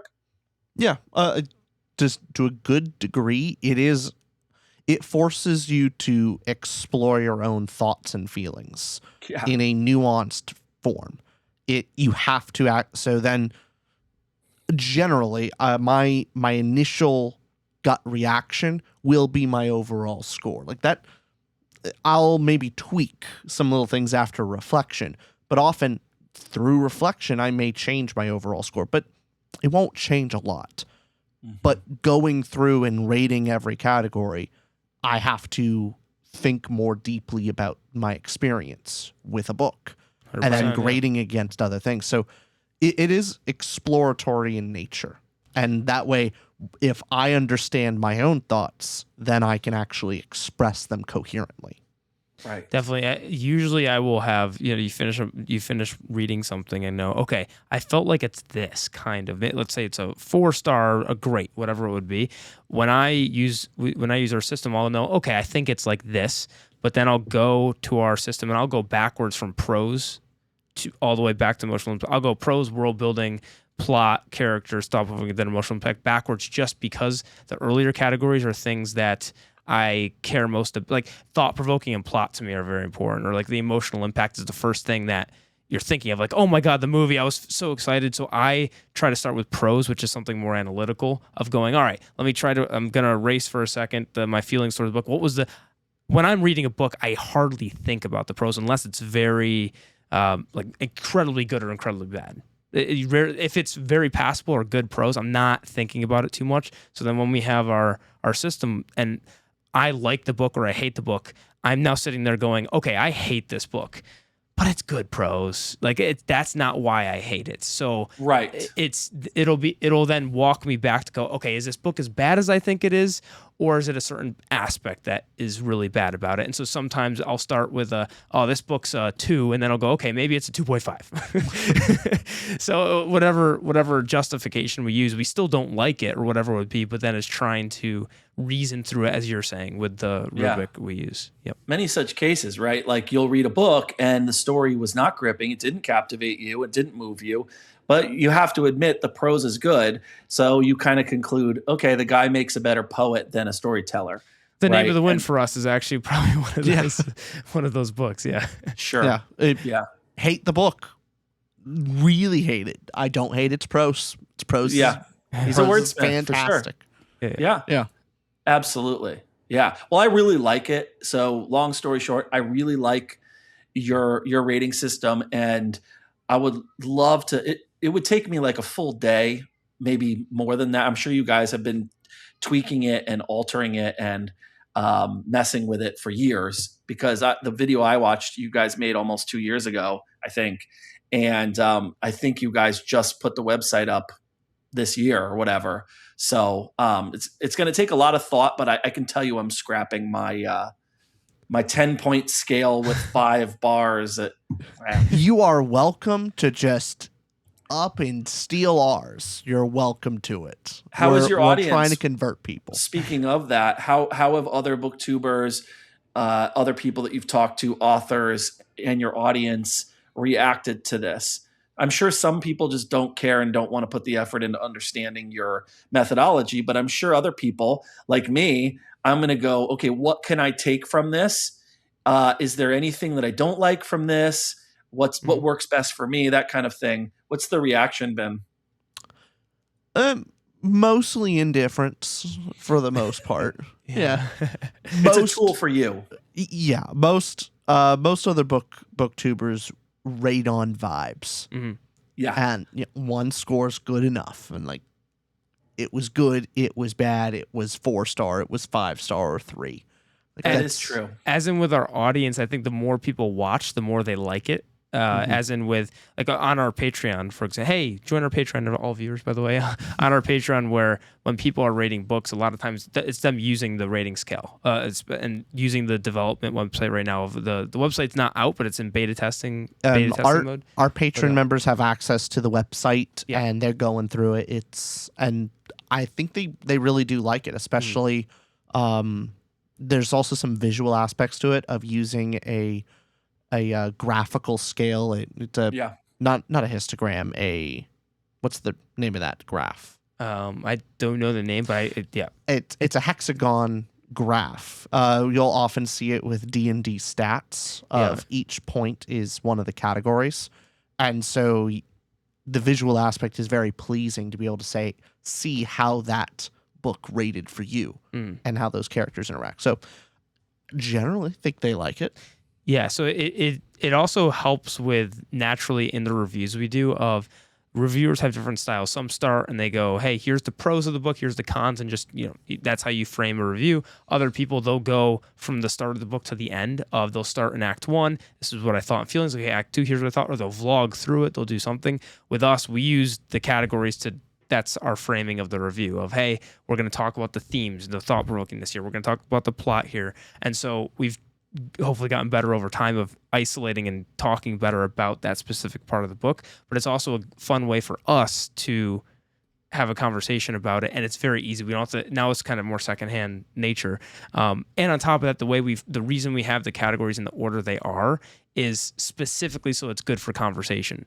That's the reason we at least started it like that. We toyed around with moving it around. Like at one point we put plot ahead, but we have it in that order specifically because when you finish and you put down a book, often it's, wow, I felt great. Like, but I felt blank, blank, blank, which is emotional impact. And it made me think about blank, blank, blank, which is the thought provoking. And then the characters were blank, blank, blank, and then the characters and plot are describing why your emotions and thought provoking were this way. And then at the end, it's the omniscient view of, okay, what about the setting and what about the prose? So it's kind of like how we would imagine if we didn't even have the channel in the first place, how would we talk about a book? Is that, we would go. Like imagine a conversation you've had with somebody recently about a book you just finished. Like, that scene was so cool. Like, oh, what an interesting, that we're trying to simulate the conversation in the reviews itself. Well, I would argue that one of the reasons I have long wondered since I subscribed to your channel how you make videos that are as long as the videos you make that people legitimately tune into for long periods of time. So the rule on BookTube, I was told by a few friends, is like, make sure your review videos don't go over 18 minutes. You guys will post a 3-hour long video and you'll be like, hey, Dad, come on and join us. I think one of the reasons you can pull that off successfully, and the reason that people will watch your 3-hour video and kind of be disappointed to have gotten to the end of it, is because I think this review system is anchoring you a little bit, and it's making the review, I'm going to sound obsequious here, but it's making the review a work of art in itself. It's you guys. I know I sound like a total sycophant here. Not trying to flatter you. No, what you said is anthropocentrically true. Actually, what he said is objectively correct. That is in the books.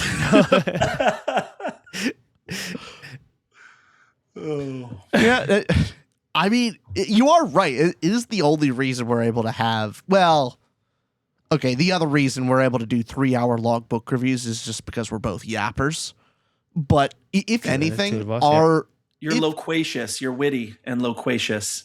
I would say there was actually a point where we were a little looser with the rubric, and there are some videos that I think we would be able to talk for double the time. Yeah. And our rating system actually rates us in a little bit. Mm-hmm. Yep. I don't know what's the right does. way to put it. Sometimes it makes it longer.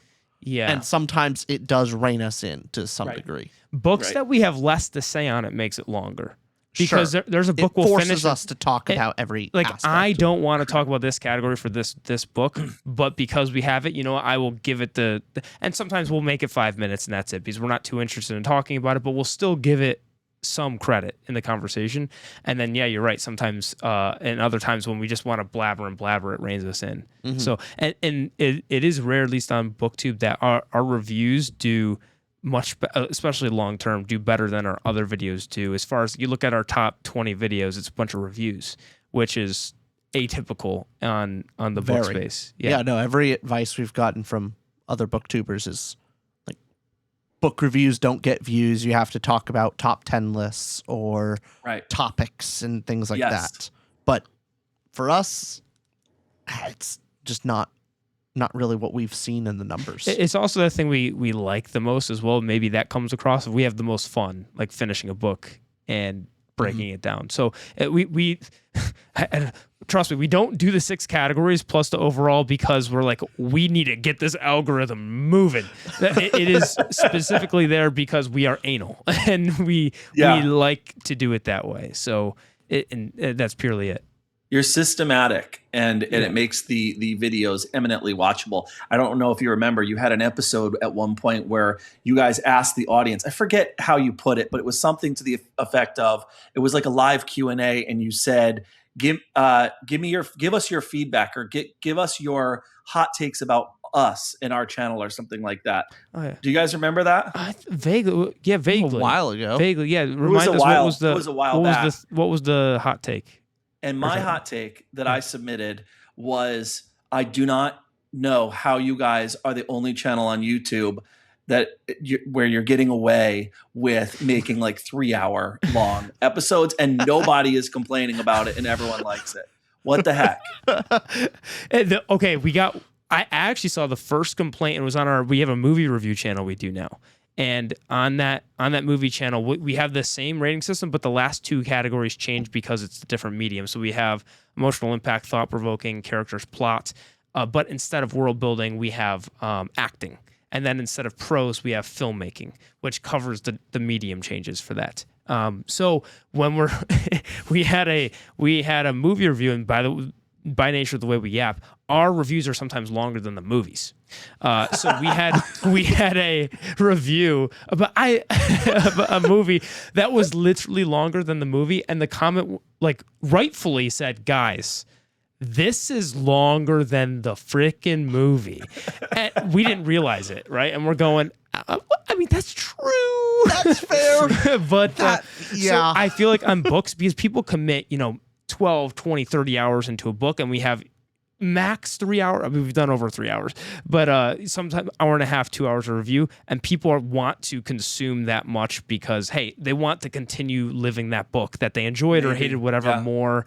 If you invested 30 something hours into a book, spending an additional 2 hours on a book review is not as crazy versus I watch a 2 hour movie. Watching a 2.5 hour review seems a little bit extra. Yeah. Will that stop us? No, but it's noted. But that's a fair. With your now, what do you think you're going to do for your channel and reviews and all that going forward? Well, I'm like you guys. I'm not going to stop making reviews. I'm not going to shorten my content, or I was gonna say just then. I think I subconsciously and kind of just organically review based on what I think the audience will be able to stomach, or I kind of have that bias as well. Where I'll give you an example. Two of Ayn Rand's books. One of them is a novella called Anthem, and I remember recording that video and being like, I cannot go over 18 minutes. I cannot. This book is too short. It doesn't justify it. That would be BS, and people will complain. And then I reviewed Atlas Shrugged, and I did an hour and 20-minute review because that is a 1,200 page book. And I felt like and what I did there was I just went through and explained all of the economics principles, because I'm kind of like, if I could have picked any other career, it would have been economics. And so I just went through and examined all the economic ideas, and it took an hour and 20 minutes, and I didn't feel bad doing that, and no one complained because it's such a beefy book with so much substance. Love her or loathe her, that is a book with a ton of content in it. And so it felt natural to do that. So to your question, I'm going to just keep I really like top 10 lists because it enables me to explore genre. So I think my next video is going to be the 10 best first contact sci-fi novels. And so I really like this idea of, and it's not just lists for list's sake. It's the idea of, I love this genre, first contact. I want to do a deep dive. It's one of my favorites. Yeah. I know that from watching your channel. Yeah. And so I want to do a deep dive, and I want to immerse myself in a veritable swimming pool of first contact novels, and let's see which 10 come out as the best. And I've been doing that now for like 3 years, and I have finally read enough of them where in a couple more, I'm going to finally just make the video. And I just did that with Tropical Island. Now, nobody watched the Tropical Island video, but it's the only thing of its kind on YouTube. So the short answer is I'm really interested in making stuff that is novel and original and useful.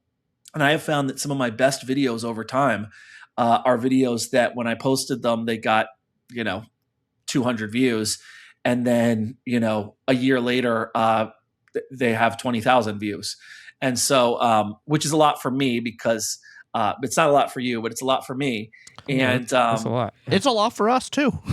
Oh yeah. Okay. Yeah. You guys, your videos go wild. Like Mike from Mike's Books probably has twice the number of subscribers that you guys have, but you put out videos, man, and those get views.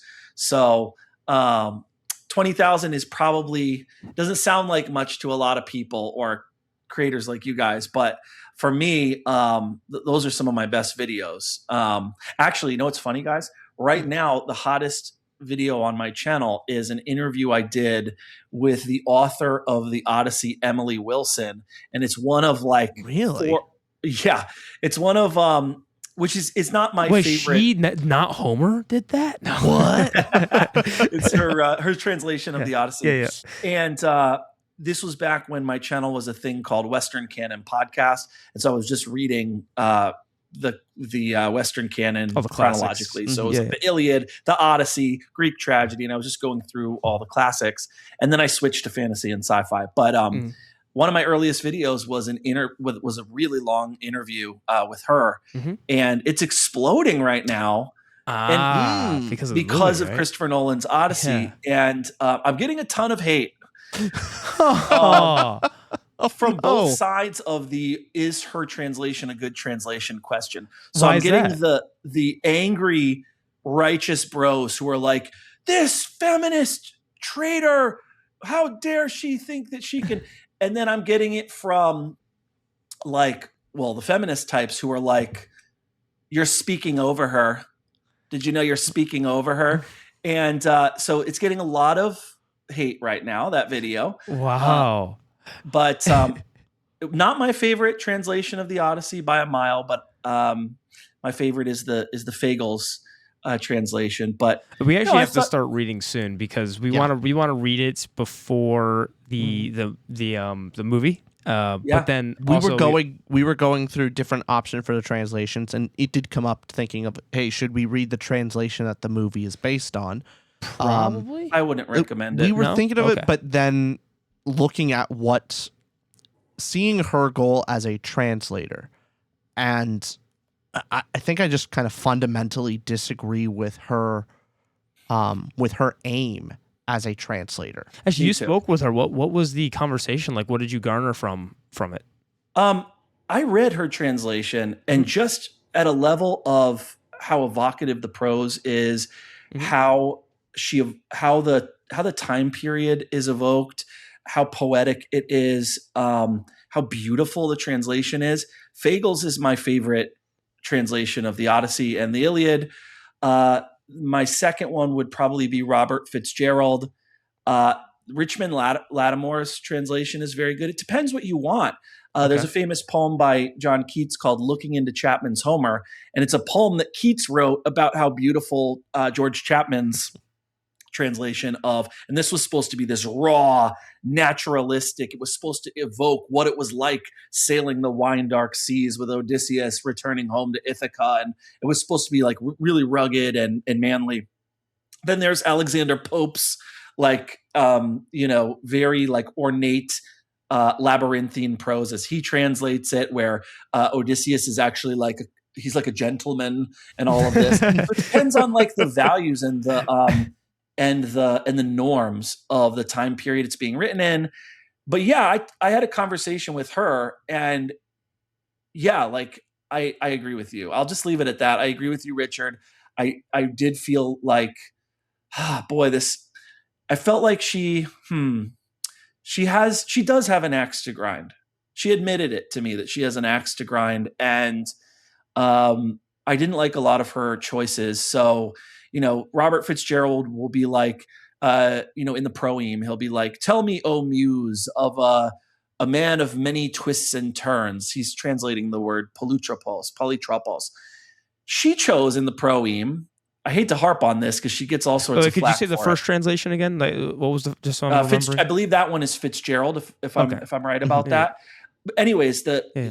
the translations are usually very similar. Lattimore, Fagles, Fitzgerald. "Tell me, O muse, of a polytropos man," which means like a man of many ways, a man of many twists and turns, a wily trickster.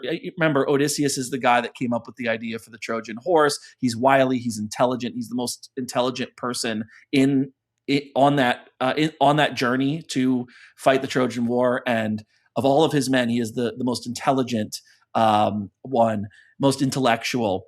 And she translated that proeme as "Tell me, O muse, of a complicated man," which sounds to me like an Avril Lavigne song.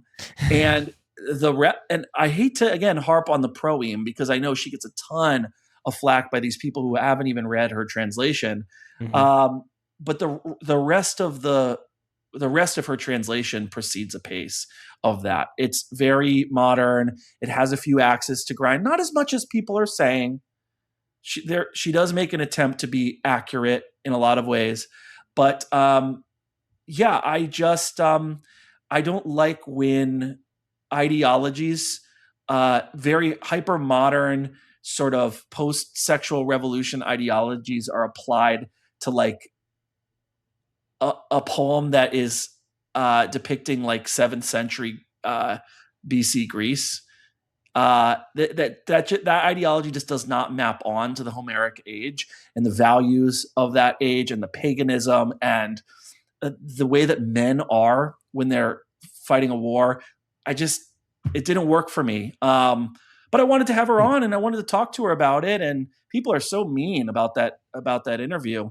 I was just trying to understand where she was coming from. Well, hey, it's your second most controversial video because the aesthetic realism one's still number one. It is. Yeah. It is. Well, I am curious for everybody watching. Please let us know down below. Be kind as well. What do you think about this debate between the objectivity versus subjectivity in art? You heard Jordan. You heard Rich and I.